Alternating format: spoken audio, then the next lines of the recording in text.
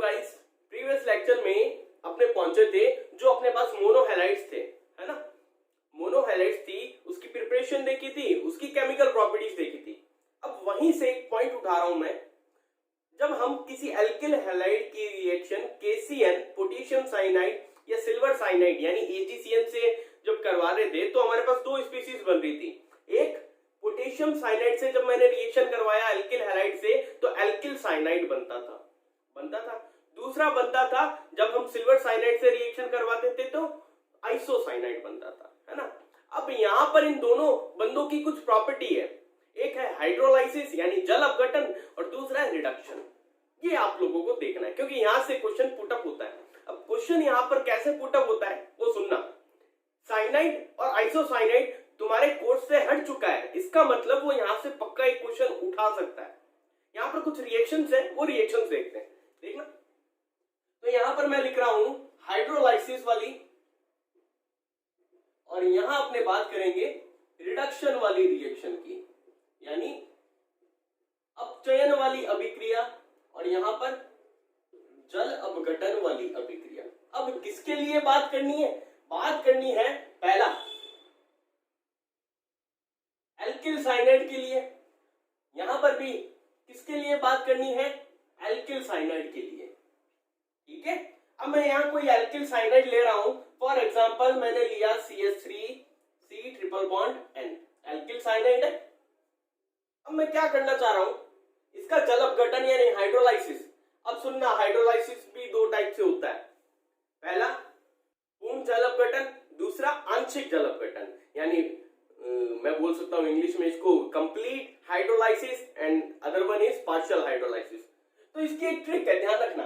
जब भी तुम लोग किसी एल्किल साइनाइड का पूर्ण जल अपघटन करवाओ, फुल्ली हाइड्रोलाइसिस कराओ, कंप्लीट हाइड्रोलाइसिस कराओ, तो आपको क्या करना? हाइड्रोलाइसिस का मतलब पानी में घोलना है या पानी के साथ रिएक्शन करवानी है। ये ले लो भाई पानी। अब पानी का जो मीडियम है यहां पर हम लेते हैं, यहां पर डाइल्यूट या तनु HCl में लिख सकता हूं, इसका मतलब इंग्लिश में होता है डाइल्यूट HCl। इसके साथ जब मैं रिएक्शन करवाऊंगा तो क्या होगा? देखो कंपाउंड बात की बात है क्या बनेगा, लेकिन यहां पर एक ट्रिक समझना। जब भी तुम्हारे पास साइनाइड हो, कोई भी एल्किल साइनाइड हो और तुम लोग उसका कंप्लीट हाइड्रोलाइसिस करवाओ तो कुछ नहीं करना, ये तीनों बॉन्ड तुम्हें ब्रेक करने। ब्रेक किया, 3 बॉन्ड ब्रेक किए, इधर ये CH3 जुड़ा हुआ है, इधर से एक बॉन्ड फ्री, इधर से एक बॉन्ड फ्री, एक इधर। अब सुनना, पानी है, कंप्लीट कंबशन यानी पानी बहुत सारी अमाउंट में। क्या करो? पानी के दो पार्ट होंगे, H+OH माइनस, H+OH माइनस। यहां से OH माइनस को उठाओ और यहां पर OH माइनस टिका दो, टिका दिया। अब बेसिक में तुम लोगों को एक बात पढ़ी थी कि एक कार्बन पर 2 या 2 से ज्यादा हाइड्रोक्साइड ग्रुप कभी नहीं हो सकते। अगर होंगे तो ये क्या रिलीज करवाएगा भाई साहब? पानी। जैसे ये पानी रिलीज करवाता है यहां से भाई साहब, पानी गया, जैसे ही पानी गया, एक बॉन्ड यहां का टूटा ऑक्सीजन का, एक बॉन्ड यहां का टूटा, तो यहां पर ये एक इलेक्ट्रॉन बोल सकता हूं मैं, ये इधर आ गया, इसने अपना एक इलेक्ट्रॉन कहां रख दिया? यहां। तो यहां कार्बन और ऑक्सीजन के बीच क्या बन जाएगा? Double bond. जैसे ही डबल बॉन्ड बना तो ये देखो ये स्पीसीज क्या बनी है, ये कुछ ऐसी नहीं बनी क्या? CH3COOH एसिटिक एसिड बन गया, यानी मैं बोल सकता हूं कार्बोक्सिलिक एसिड का फॉर्मेशन हो गया। तो यहां पर ध्यान रखना, जो तुम्हें बात ट्रिक यही है कि जब भी एल्किल साइनाइड तुम्हें दिखे और उसका पूर्ण जल अपघटन कंप्लीट हाइड्रोलाइसिस करवाना हो, कुछ नहीं करना, तुम्हें क्या करना है? तीनों बॉन्ड ब्रेक करना है और कार्बन से हाइड्रोक्साइड ग्रुप अटैच करना है। जैसे ही अटैच करोगे, वाटर रिलीज करवाओगे, जल का निष्कासन करोगे और क्या बन जाएगा? एक कार्बोक्सिलिक एसिड बन जाएगा।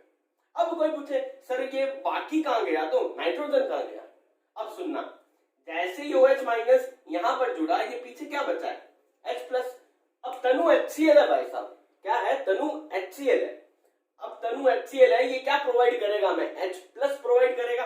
तो अब सुनना, यहां पर नाइट्रोजन के पास क्या आएंगे? 3 हाइड्रोजन।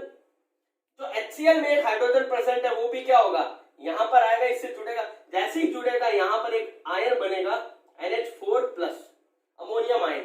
क्लोरीन इसके पास है ही, NH4 प्लस और Cl माइनस रिएक्ट करेंगे, क्या बना लेंगे NH4Cl। देखो ये साइड प्रोडक्ट है, साइड प्रोडक्ट की तुम्हें चिंता नहीं करनी, तुम्हें मेन कंपोनेंट बताना है कि क्या बनेगा। तो कंप्लीट हाइड्रोलाइसिस जब भी करोगे एल्किल साइनाइड का तो हमेशा क्या बनेगा भाई साहब, एक कार्बोक्सिलिक एसिड बनेगा। आई बात समझ में?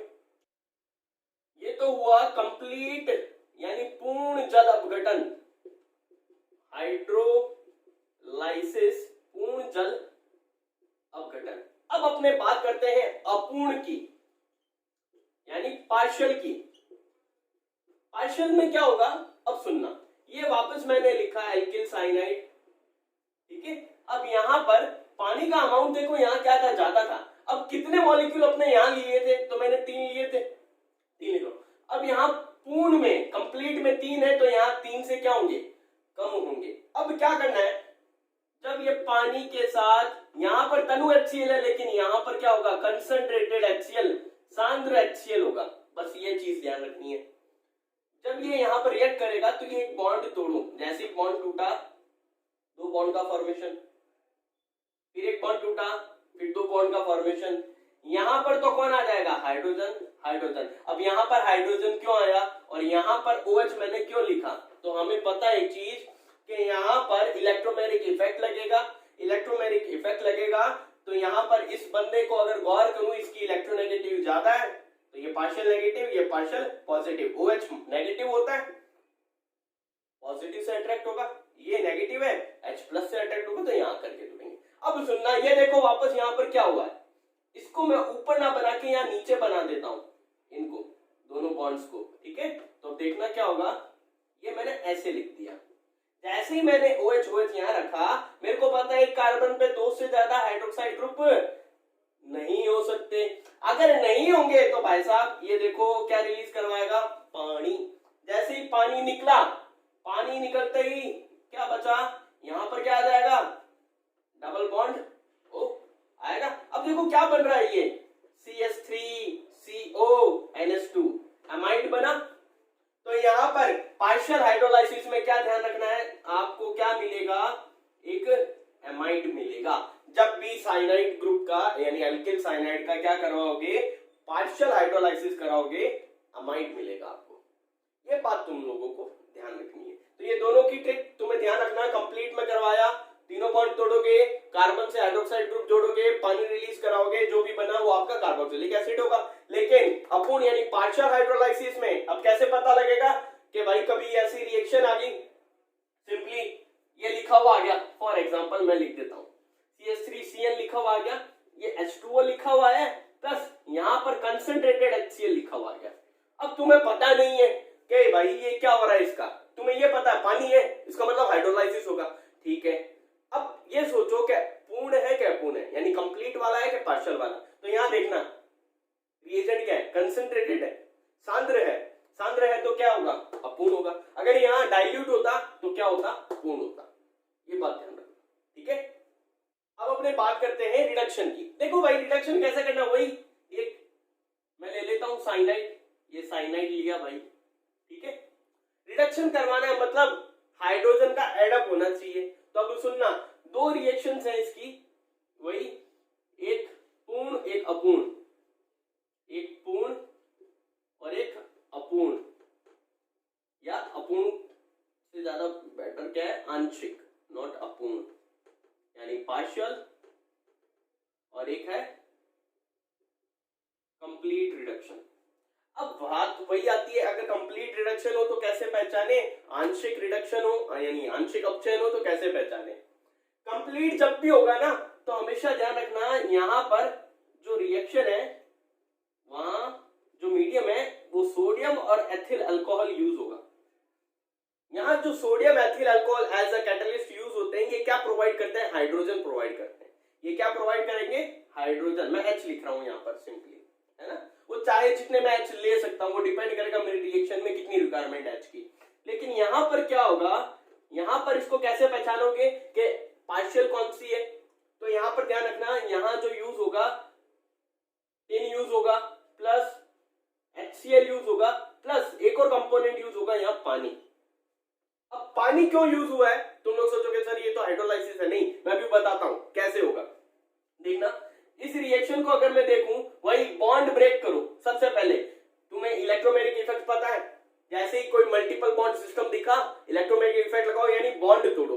बॉन्ड तोड़ता हूं तो ये CH3C सिंगल बॉन्ड N, यहां 2 बॉन्ड आएंगे, यहां 2 बॉन्ड आएंगे।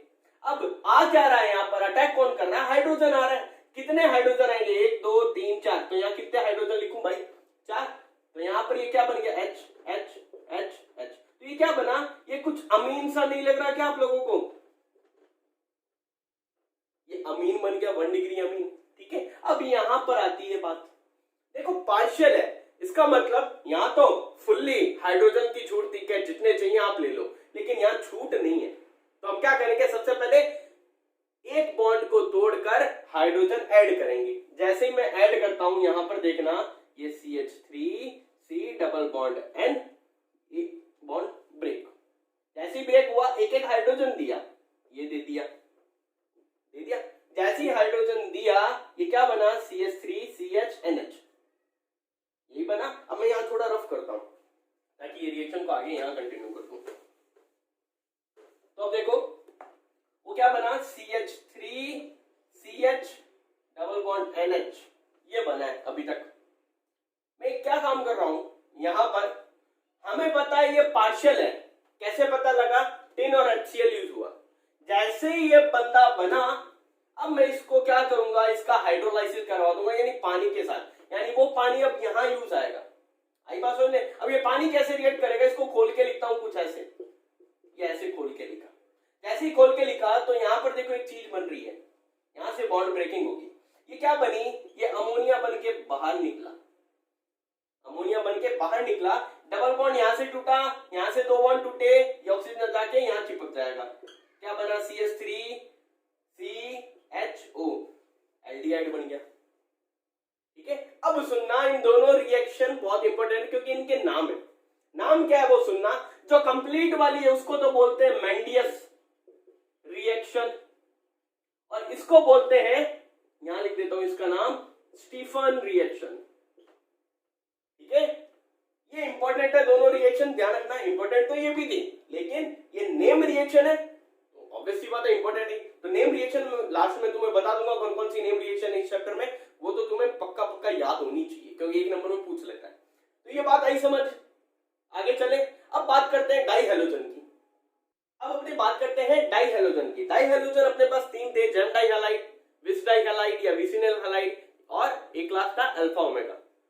हमें क्या करना है, डाई हेलोजन बनाने, तो मेरे पास ये कुछ कंपाउंड्स हैं।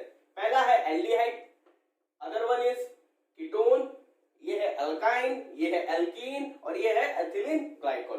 अब देखो अलग अलग सब्सटेंस से इनकी रिएक्शन करवाता हूं और देखते हैं अपने क्या बनता है। फॉर एग्जांपल मैंने इसकी करवाई PCl5 से, मैं इसको खोल के लिख देता हूं। देखो PCl5 कैसे लिखता हूं, मैंने लिखा P, ये Cl, this one is Cl, Cl, Cl, और ये Cl। ठीक है, अब आपको एक चीज नजर आ रही होगी, क्या, ये देखो क्या बना, POCl3 बना। यहां से 2 बॉन्ड टूटे, यहां से एक बॉन्ड टूटा, यहां से एक बॉन्ड टूटा। अगर यहां से 2 बॉन्ड टूटे तो भाई साहब जब भी रिएक्ट करेगा, C, ये R इधर है, ये H इधर है, ये 2 बॉन्ड फ्री होगी यानी वैलेंसी फ्री होगी, क्लोरीन दोनों आकर के यहां एड अप हो जाएंगे। तो ये कुछ ऐसा ही तो बना है, RCHCl, यही तो था डाई हैलाइड। कौन सा था, जब एक कार्बन पे दोनों हेलोजन अटैच्ड हो, क्या बोलते हैं उसको, जेम डाई हैलाइड। क्या बोलते हैं, जेम डाई हैलाइड। अब आ जाओ कीटोन पे, इसकी भी मैं क्या कर रहा हूं, PCl5 से रिएक्शन करवाता हूं। अगर मैं इसकी भी PCl5 से रिएक्शन करवाऊंगा, वही स्ट्रक्चर यानी कार्बोनिल कंपाउंड है, क्या बनेगा, सेम चीज, POCl3 साइड प्रोडक्ट बनेगा, क्लोरीन क्लोरीन आके ऐड हो जाएगा। तो अब यहां देखो क्या बना, ये R, ये R, ये C, Cl, Cl, ये भी क्या बना भाई साहब, वही। ठीक है, अब नेक्स्ट कंपाउंड देखो अपने पास है एल्काइन। अब यहां पर गौर करना, एल्काइन के लिए मैं एक रिएक्शन और लिख रहा हूं यहां पर, ये देखना गौर से, CH3 single bond C double bond, और ये अपना CH। ठीक है ना, बैलेंसिंग कंप्लीट है, 3 4 3 4। हाँ अब देखो इस एल्काइन को देखो और इस एल्काइन को देखो, दोनों में एक चीज नजर आएगी तुम्हें कि भाई ये अल्काइन तो है सिमेट्रिकल सममित और ये है असिमेट्रिकल यानी असममित, है ना। अगर ये सिमेट्रिकल है, सिमेट्रिकल मतलब इस बॉन्ड के जो बंदा इधर है वही बंदे इधर भी हैं, लेकिन इस बॉन्ड के जो बंदे इधर है वो बंदे इधर नहीं है, इसका मतलब ये असममित है और ये सममित है, ये सिमेट्रिकल है वो असिमेट्रिकल है। अब यहाँ सिमेट्रिकल की जब भी बात आएगी तो मैं यहाँ पर अब रिएक्शन करवा रहा हूं, वही HCl ले रहा हूं। अब यहाँ पर मार्कोनिकॉफ रूल याद हो तो, अगर तुम्हें मार्कोनिकॉफ रूल अप्लाई करते हैं तो हाइड्रोजन हम वहां ऐड करते हैं, उस कार्बन पे ऐड करते हैं जिसपे हाइड्रोजन पहले से क्या हो, ज्यादा हो। तो यहाँ पर देखो हाइड्रोजन दोनों के पास बराबर है, तो कहा अब यहाँ पर रूल ध्यान रखना, यहाँ पर क्या करोगे, किसी एक कार्बन पे सारे हाइड्रोजन और किसी दूसरे कार्बन पे जो अदर बंदा होगा, जैसे यहाँ क्लोरीन है अदर बंदा, वो एक कार्बन पे सारे क्लोरीन। जब रिएक्शन होगी तो क्या होगा, बॉन्ड टूटेगा, ये CH सिंगल बॉन्ड CH, ये दो, एक बॉन्ड टूटा, दो इधर बने, फिर एक टूटा, दो इधर बने, तो इधर तो लगा दो सारे हाइड्रोजन और इधर लगा दो दोनों क्लोरीन। ये देखो क्या बना है, जैम डाइहैलाइड बन गया। जैम डाइहैलाइड है ना, एक कार्बन पे ही दोनों क्या है, क्लोरीन है, बना दो। लेकिन यहां पर क्या करोगे, यहां पर क्या करना है, वही HCl से अगर रिएक्शन करेगा ये बंदा, तो अब देखो हाइड्रोजन वहां जाएगा जहां पहले से क्या हो, जिस कार्बन के पास हाइड्रोजन ज्यादा हो।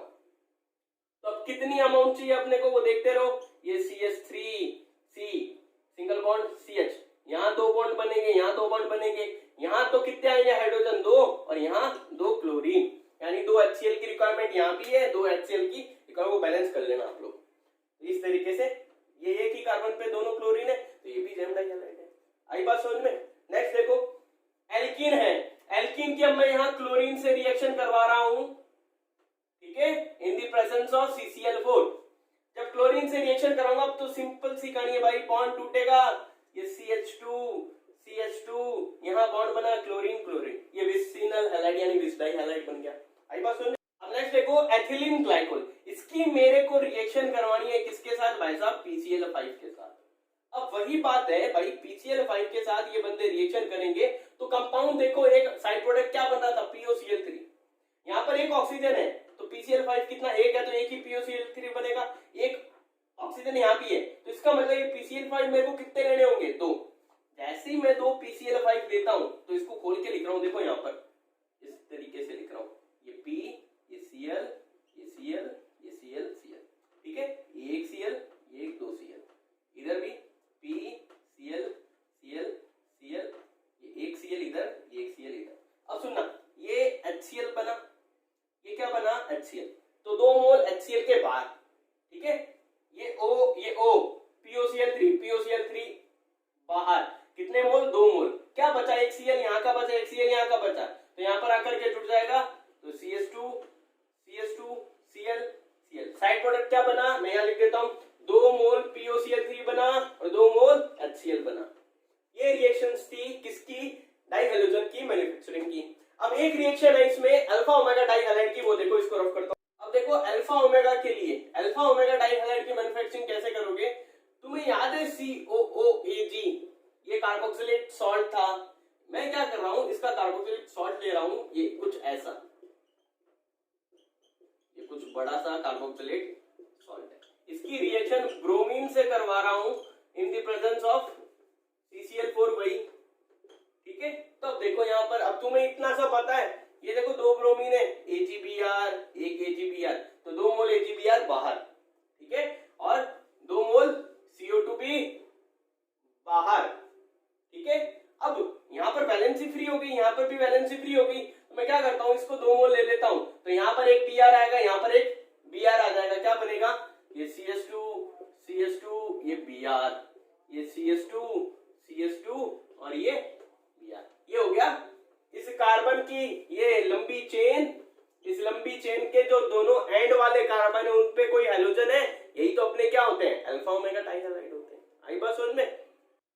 अब देखो अपने को बात करनी है डाइहैलाइड की केमिकल प्रॉपर्टीज की। अपने पास 3 थे, जैम, विस, अल्फा ओमेगा, तो हम 3 प्रॉपर्टीज की बात करेंगे, हाइड्रोलाइसिस की, डिहाइड्रोहेलोजिनेशन की, डिहेलोजिनेशन यानी जल अपघटन की, विहेलोजनीकरण की, विहाइड्रोहेलोजनीकरण सॉरी, और विहेलोजनीकरण, ठीक है।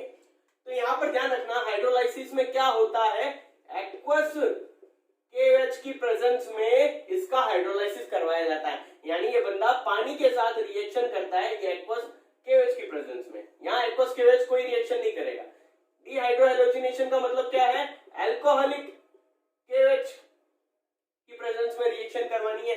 और डिहेलोजिनेशन का मतलब क्या है, जिंक मेटल के साथ इसकी रिएक्शन करवानी है, लेकिन प्रेजेंस किसकी होगी, मेथेनॉल की। बस ये ध्यान रखना है, ठीक है। अब मैं बारी बारी से रिएक्शन करता हूं, हाइड्रोलाइसिस करवा रहा हूं मैं। सबसे पहले तो मैं जैम डाई हैलाइड ले रहा हूं, कोई भी ले लो जो तुम्हारी मर्जी है। ये मैंने एक टाइप का जैम डाई हैलाइड ले लिया, ठीक है। इसकी पानी के साथ रिएक्शन करवानी है। अब तुम लोग खुद सोचो, पानी को हम ऐसे लिखते हैं, ठीक है, ये प्लस ये माइनस, क्या बना HCl बार, वो जाकर के यहां जुड़ जाएगा। फिर इधर भी ये प्लस ये माइनस, HCl बार ये जाकर के यहां जुड़ जाएगा। जैसे ही जुड़ा, अब ये रिएक्शन आगे होगी फर्दर। जब ये रिएक्शन होगी तो भाई साहब ये देखो CH3CH, इस पे एक OH, इस पे एक OH, एक कार्बन पे दो या दो से ज्यादा OH नहीं हो सकते, तो यहाँ से क्या रिलीज करवा दोगे, पानी। जैसे ही पानी रिलीज हुआ, ये देखो बॉन्ड एक यहाँ का टूटा, एक बॉन्ड यहाँ से टूटा, तो यहाँ और यहाँ के इलेक्ट्रॉन को यहाँ मैच करवा के डबल बॉन्ड आएगा। तो यानी कार्बन के साथ यहाँ डबल बॉन्ड आ जाएगा। जैसे ही डबल बॉन्ड आएगा, क्योंकि ये हाइड्रोजन तो ऐसे कुछ होगा, जैसे ही डबल बॉन्ड आएगा तो ये एल्डिहाइड बनाएगा, ऐसा ही कुछ कंपाउंड बनेगा। तो ये रिएक्शन कुछ ऐसे होगी एल्डिहाइड की। दूसरी रिएक्शन देखो, मैंने अब ले लिया विसिनल हैलाइड, विसिनल है, ठीक है।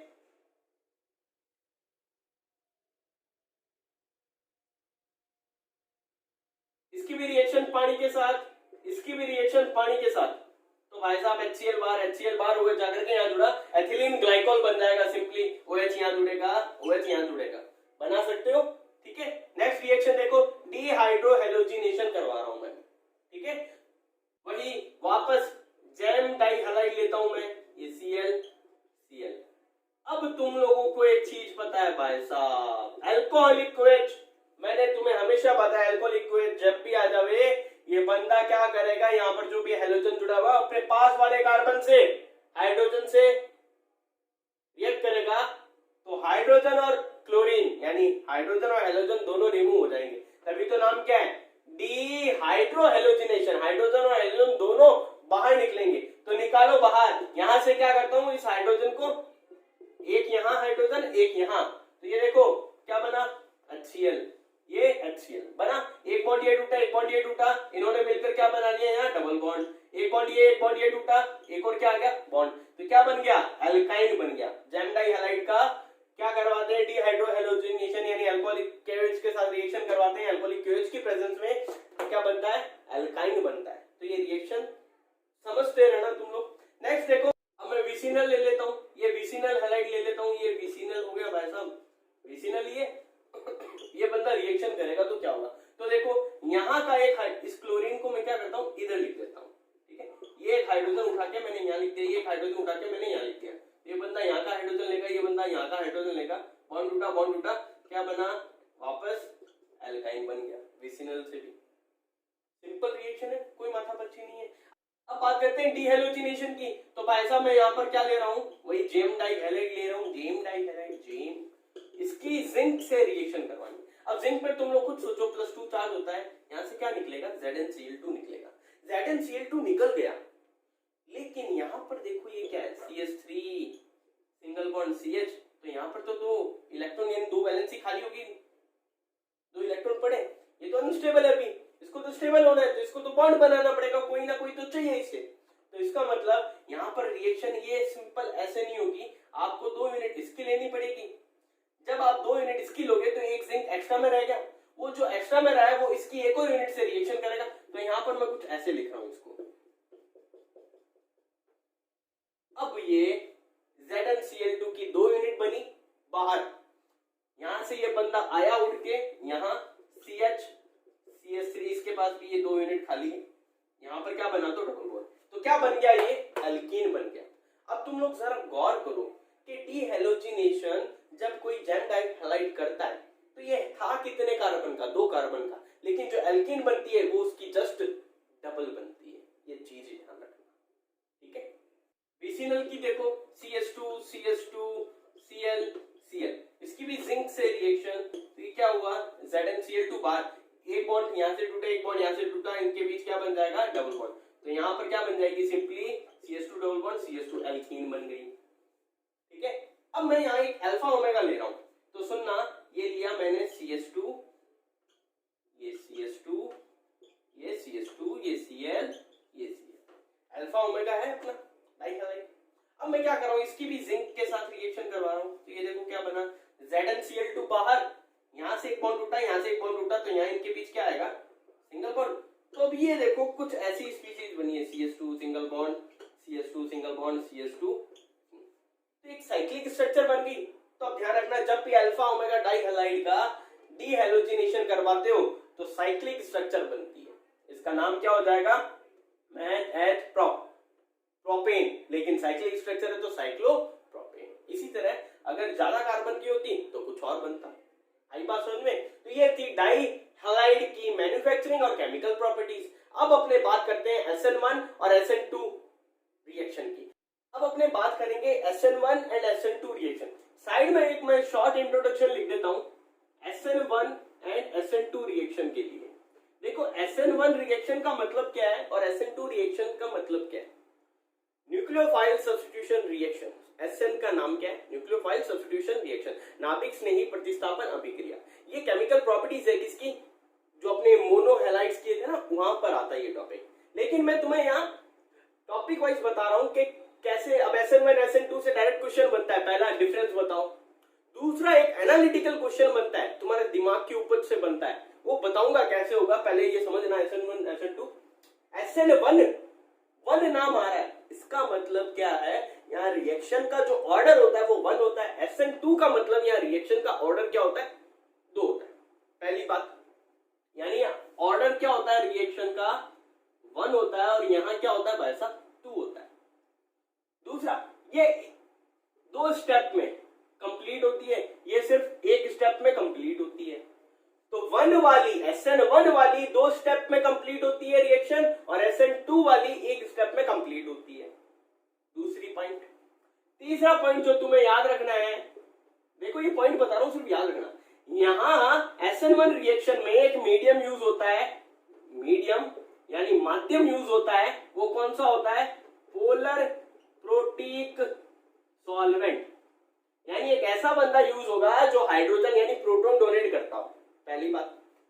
और यहां पर पोलर अप्रोटिक सॉल्वेंट यूज होता है, ध्रुवीय अप्रोटिक विलायक यूज होता है। आई बात समझ में? चौथी बात तुम्हें क्या समझनी है भाई साहब कि भाई जो SN1 रिएक्शन है और जो SN2 रिएक्शन है, जो SN1 है और जो SN2 है, उनकी रिएक्टिविटी के बारे में क्वेश्चन पूछा जाता है, तो इनकी रिएक्टिविटी के बारे में तुम्हें पता होना चाहिए। इससे पहले इन दोनों की रिएक्टिविटी के बारे में पता करो, उससे पहले तुम्हें 1 डिग्री 2 डिग्री 3 डिग्री कार्बोकेटायन के बारे में पता होना चाहिए कि भाई 1 डिग्री 2 डिग्री 3 डिग्री जो कार्बोकेटायन होता है उनमें सबसे ज्यादा स्टेबल कार्बोकेटायन कौन सा है। आई बात समझ में? तो यहां पर ध्यान रखना जो 3 डिग्री वाला कार्बोकेटायन है वो सबसे ज्यादा स्टेबल होता है, 2 डिग्री वाला उससे कम, 1 डिग्री वाला सबसे कम और इससे कम 0 डिग्री वाला कार्बोकेटायन।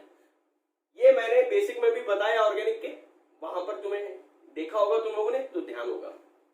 ये इतनी बातें तुम्हें दिमाग में पहले छपी हुई होनी चाहिए। अब मैं बात करता हूं SN1 पे, सुनना।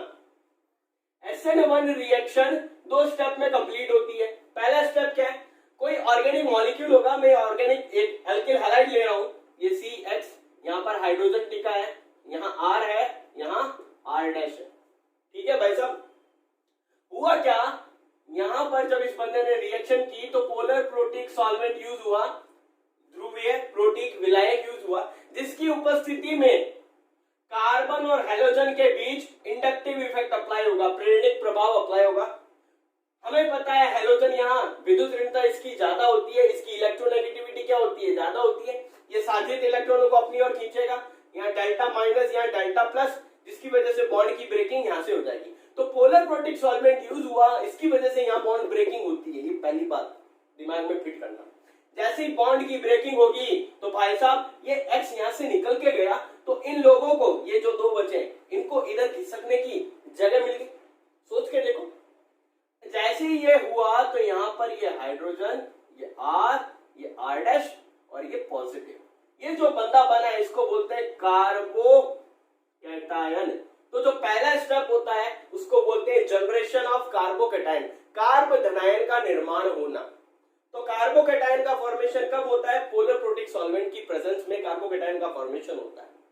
ठीक है, अब सुनना, ये जो कार्बोकैटायन है दूसरे स्टेप में क्या होगा, जो सेकंड स्टेप है उसमें क्या होता है, ये जो कार्बोकैटायन है ये आया, ठीक है भाई साहब, आया। अब इस पर अटैक कौन करता है? इस पर अटैक करता है वीक न्यूक्लियोफाइल। वीक न्यूक्लियोफाइल आकर के इस पे अटैक करता है। अब तुम लोग खुद सोचो, ये कार्बोकैटायन था, अगर न्यूक्लियोफाइल यहां आता है तो किस जगह से आ सकता है? तो यहां देखो, एक तो जगह ये रही सामने से और एक ये रही पीछे से। तो दो टाइप से वो अटैक कर सकता है, पहला फ्रंट अटैक, दूसरा बैक अटैक। ठीक है, अगर वो फ्रंट अटैक करता है तो एक टाइप का कंपाउंड बनेगा, अगर वो बैक अटैक करता है तो दूसरे टाइप का कंपाउंड बनेगा। तो यहां सुनना, जब न्यूक्लियोफाइल आकर के अटैक करता है तो होगा क्या, फ्रंट अटैक करने पर कुछ ऐसा कंपाउंड बनेगा, ये CH, ये R डैश वापस अपनी जगह पे शिफ्ट होंगे, R, ये R डैश और ये अपना न्यूक्लियोफाइल। और अगर बैक अटैक किया तो कुछ ऐसा बनेगा, ये न्यूक्लियोफाइल यहां आया, ये कार्बन, ये हाइड्रोजन, ये R डैश और ये R, ऐसा ही होगा कुछ। अब अगर मैं देखूं तो भाई साहब, सॉरी ये R डैश, ये अब मैं अगर देखूं तो ये दोनों कंपाउंड जो बने हैं प्रोडक्ट के रूप में, ये एक दूसरे के क्या है, मिरर इमेज है। ऐसा कोई कंपाउंड जिसमें दो कंपाउंड प्रेजेंट है और एक दूसरे के मिरर इमेज है, उसको बोलता हूं मैं रेशमिक मिक्सचर। क्या बोलता हूं? Racemic mixture. Racemic mixture stereochemistry में आप लोग ये समझोगे रेशमिक मिक्सचर होता क्या है। ठीक है, वैसे सबने पढ़ ही लिया होगा, अपने तो रिवीजन कर रहे हैं।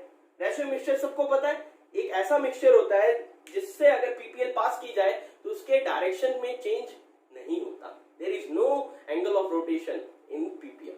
वो मिक्सचर क्या होगा? रेशमिक मिक्सचर होगा। अब सुनना, अगर SN1 रिएक्शन की मेन बातें मैं पूछूं तुम लोगों से तो पहला पॉइंट तो ये, यहां पोलर प्रोटिक सॉल्वेंट यूज होता है। दूसरा, वीक न्यूक्लियोफाइल आकर के अटैक करता है, दो तरीके से अटैक करता है, या तो फ्रंट या बैक। फ्रंट या बैक अटैक करने से रेशमिक मिक्सचर का फॉर्मेशन करता है। अब तुम लोग कहोगे सर ये X कहां गया? ये हमें एज अ इंटरमीडिएट मिलता है, वहां पर हमें एज अ इंटरमीडिएट वहां मिलता है। तो इतनी बातें तुम्हें ध्यान रखनी है। अब आ जाओ रिएक्टिविटी ऑर्डर पे कि भाई कौन से ऐसे बंदे हैं जो SN1 रिएक्शन बहुत अच्छी करते हैं, जो SN1 रिएक्शन बहुत अच्छी करते हैं।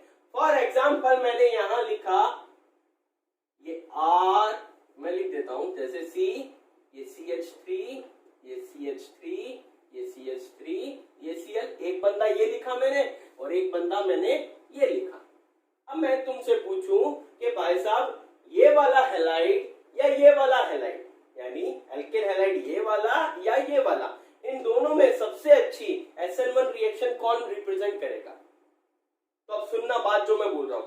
स्टेबिलिटी देखी थी हम लोगों ने कि 3 डिग्री वाला कार्बोकैटायन सबसे ज्यादा स्टेबल होता है। इस क्लोरीन को एक बार रिमूव करके देखो, ये 3 डिग्री वाला कार्बोकैटायन ही है, तो यहां पर सबसे ज्यादा स्टेबल ये है। SN1 रिएक्शन में जो कार्बोकैटायन सबसे ज्यादा स्टेबल होता है वही सबसे ज्यादा क्या होता है? रिएक्टिव होता है SN1 रिएक्शन के अलावा। तो अब सुनो कि 3 डिग्री वाला सबसे ज्यादा स्टेबल है तो वही SN1 के प्रति सबसे ज्यादा रिएक्टिव होता है, उससे कम 2 डिग्री, उससे कम 1 डिग्री, उससे कम 0 डिग्री। यानी जो कार्बोकैटायन की स्टेबिलिटी का ऑर्डर होता है वही SN1 की रिएक्शन की रिएक्टिविटी का ऑर्डर होता है। ये बात ध्यान समझना, एक नंबर में पूछता है रिएक्टिविटी ऑर्डर, तुम ऐसे मत लिख के आ जाना एग्जाम में। एग्जाम में पहले ये ऐसे 3 डिग्री, 2 डिग्री, 1 डिग्री, 0 डिग्री बनाना, फिर नीचे ये ऑर्डर लिखना। ठीक है, अगर मैं तुमसे पूछूं तो ये कौन सा ऑर्डर है भाई? Decreasing reactivity order of SN1 reaction. आई बात सुनने? इसी टाइप से SN2 की बात करते हैं। अब SN2 रिएक्शन में वही ऑर्गेनिक मॉलिक्यूल ले लो सेम, ये H, ये R, ये R डैश और यहां पर मेरा वही हैलोजन X। अब यहां पर क्या यूज होगा? Polar aprotic solvent. वहां पोलर प्रोटीन सॉल्वेंट यूज हो रहा था जिसकी वजह से इस बॉन्ड की ब्रेकिंग हो रही थी इजीली, लेकिन यहाँ पोलर और प्रोटीन सॉल्वेंट यूज हुआ इसलिए यहाँ से बॉन्ड ब्रेकिंग नहीं होगी। वहां वीक न्यूक्लियोफाइल अटैक करता था, यहाँ कौन करेगा, यहाँ स्ट्रॉन्ग न्यूक्लियोफाइल आकर के अटैक करेगा। ये कैसा है भाई, स्ट्रॉन्ग न्यूक्लियोफाइल का ध्यान रखना। यहाँ पोलर और प्रोटीन सॉल्वेंट यूज हुआ जिसकी वजह से यहाँ बॉन्ड ब्रेकिंग नहीं हुई। अब बॉन्ड ब्रेकिंग कैसे होगी, इसकी वजह से होगी, स्ट्रॉन्ग न्यूक्लियोफाइल यहाँ करवाएगा बॉन्ड ब्रेकिंग। अब कैसे करवाएगा वो सुनना। हमें पता है यहाँ इंडक्टिव इफेक्ट तो लग ही रहा है, ये पार्शियली नेगेटिव या पार्शियली पॉजिटिव हो रहा है, लेकिन क्या ये न्यूक्लियोफाइल यहां से इसको रिमूव करवा सकता है क्या, ये सोचना है आप लोगों को। न्यूक्लियोफाइल का मतलब जहां इलेक्ट्रॉन बहुत ज्यादा हो। न्यूक्लियोफाइल ऐसा बंदा होता है जिसके पास खुद के पास बहुत इलेक्ट्रॉन है। यहाँ इस हेलोजन पे देखो, यहाँ इलेक्ट्रॉन डेंसिटी क्या हो गई है, बढ़ गई है। यहाँ इलेक्ट्रॉन डेंसिटी, इलेक्ट्रॉन घनत्व बढ़ गया है। क्यों बढ़ा है, अगर मैं बात करूं, क्योंकि ये इंडक्टिव इफेक्ट इसका लगा था, इसकी इलेक्ट्रोनेगेटिविटी ज्यादा थी, इसने इलेक्ट्रॉन को अपनी तरफ आकर्षित किया, उसकी वजह से ये भी माइनस वाला बंदा, ये भी माइनस, यहाँ भी इलेक्ट्रॉन है, यहाँ भी इलेक्ट्रॉन है, तो इन दोनों के बीच तो क्या होगा, प्रतिकर्षण होगा, रिपल्शन होगा। क्या ये बंदा यहां से अटैक कर पाएगा क्या, फ्रंट अटैक कर पाएगा क्या, सोच के देखो, नहीं कर पाएगा। तो अब ये कहां जाएगा, ये डायरेक्टली बैक अटैक करेगा। अगर ये बंदा बैक अटैक कर रहा है तो अब सुनना, यहां पर कंपाउंड कैसे बनेगा, ये कार्बन पहले तो यहां से क्या होगा, बॉन्ड ब्रेक होगा एक्स के बीच, और यहां पर धीरे धीरे धीरे धीरे क्या होगा, बॉन्ड की फॉर्मेशन होगी न्यूक्लियोफाइल के बीच। ये अपना H, ये अपना R और ये अपना R डैश। ये है ट्रांजिशन स्टेट। जैसे ही ट्रांजिशन स्टेट बनी उसके जस्ट बाद, ये पहले एक ही स्टेप में होता है, ट्रांजिशन स्टेट मिलती है थोड़ी देर के लिए, उसके जस्ट बाद हमें क्या मिलता है। अब देखो मैं जो कंपाउंड बना रहा हूं, C, X यहां से निकल गया, R इधर गया, ये H, R डैश, ये R और ये अपना न्यूक्लियोफाइल। इस पर गौर करना और इस पर गौर करना जरा। क्या ये बंदा और ये बंदा एक दूसरे के उल्टे नहीं है क्या, इन्वर्जन नहीं है क्या। तो यहां पर ध्यान रखना, SN2 रिएक्शन में जो प्रोडक्ट आपको मिलता है वो रिएक्टेंट का जस्ट इन्वर्जन होता है, उल्टा होता है। क्या होता है, जस्ट उल्टा होता है। उल्टा का मतलब देखो, पहले H यहां था, R यहां था, R डैश यहां था। अब देखो यहाँ H, R डैश, R यहां आया और न्यूक्लियोफाइल यहां गया। जस्ट उल्टा ही तो हुआ है। अगर ये जस्ट उल्टा हुआ है तो इस उल्टेपन को, इस इन्वर्जन को हम बोलते हैं वाल्डन इन्वर्जन। क्या बोलते हैं भाई साहब, वाल्डन इन्वर्जन। ये बात ध्यान रखना। दूसरी बात, वहां पर रिएक्टिविटी यानी रेट, अगर मैं रेट की बात करता हूं, सबसे पहले रेट ऑफ रिएक्शन डिपेंड कर रही थी किस पे, सिर्फ और सिर्फ एल्किल हैलाइड पे। लेकिन यहां देखो इन दोनों पे डिपेंड करेगी, यानी एल्किल हैलाइड पे भी करेगी प्लस न्यूक्लियोफाइल पे भी करेगी। तो यहाँ 1 1, तो ऑर्डर क्या निकल के आया रिएक्शन का, 2, इसीलिए इसको क्या बोला गया, SN2 रिएक्शन। ये बातें तुम्हें ध्यान रखनी है। तीसरी बात, वही रिएक्टिविटी ऑर्डर। यहाँ रिएक्टिविटी ऑर्डर का कैसे पता लगाओगे, तो अब सुनना। मैंने माना ये था क्लोरीन फॉर एग्जाम्पल, ये मान लेता हूं क्लोरीन की जगह ये एक बंदा था जिसका साइज इतना है, फिर यहाँ पर एक दूसरा बंदा जुड़ा था जिसका साइज इतना है, यहाँ पर एक तीसरा बंदा जुड़ा था जिसका भी साइज इतना है, यहाँ एक चौथा बंदा जुड़ा था जिसका साइज इतना है। ठीक है, अब अपना जो न्यूक्लियोफाइल आ रहा है यहाँ पर, ठीक है, मैंने मान लिया इसका साइज थोड़ा बड़ा है। क्या है, थोड़ा बड़ा है।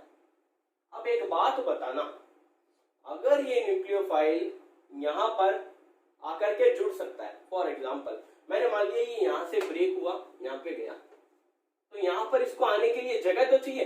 क्या ये बंदा, इतना बड़ा बंदा यहाँ फिट हो सकता है क्या, सोच के देखना, नहीं हो सकता। अब इसी को एक दूसरे एग्जाम्पल से समझो।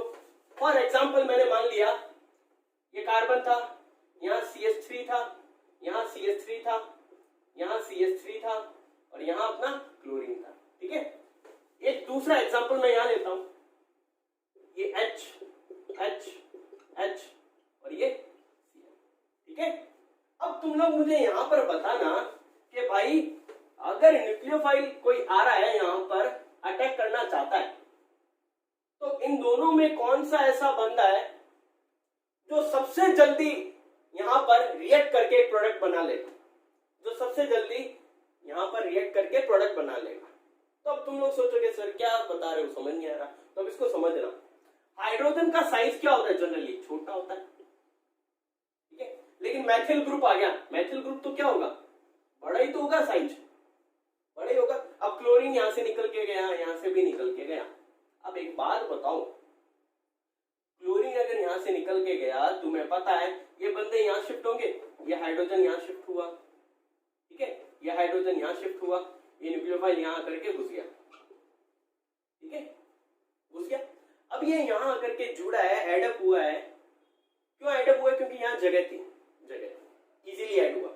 लेकिन अब यहां पर बात करूं, क्या यहां पर जगह बचेगी क्या, ये तो ठीक है, जनरली मैंने एक साइज, मैं इसको और बड़ा बना लेता हूं, ठीक है।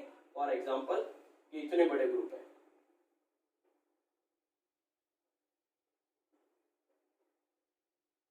ये लो, और अपना जो न्यूक्लियोफाइल आ रहा है वो इतना बड़ा है, फॉर एग्जांपल। क्या ये यहां पर घुस पाएगा क्या, सोच के देखना, नहीं घुस पाएगा। ये जो चीज है, ये जो चीज है, इसको बोलते हैं स्टेरिक हिंड्रेंस, त्रिविम बाधा हिंदी में, त्रिविम बाधा। जिस बंदे के पास सिर्फ हाइड्रोजन थे, उस बंदे ने जल्दी से रिएक्शन की और प्रोडक्ट का फॉर्मेशन कर लिया।